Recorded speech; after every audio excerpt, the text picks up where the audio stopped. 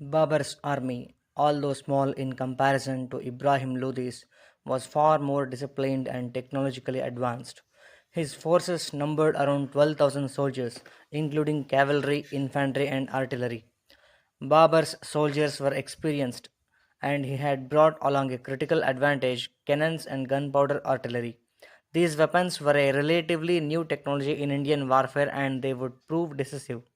In contrast, Ibrahim Lodi's army was massive, estimated to be between 1 lakh or 1 lakh 20,000 soldiers, including elephants, cavalry, and infantry. Despite their numbers, Ibrahim's army was poorly coordinated and lacked in the discipline of Babur's forces. The Battle of Panipat.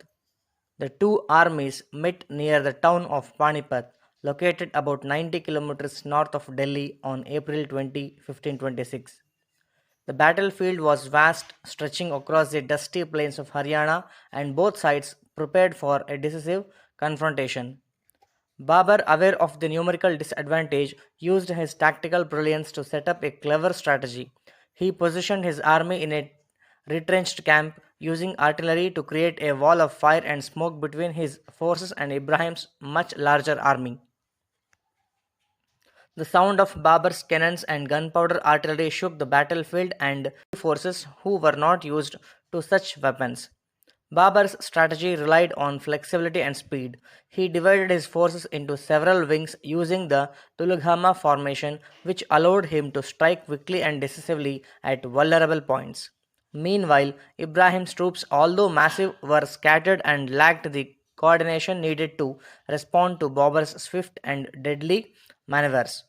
The turning point in the battle came when Ibrahim Lodi, seeing his army faltering, personally led a charge on Babur's position. However, this move only resulted in chaos as Ibrahim was surrounded and killed by Babur's forces.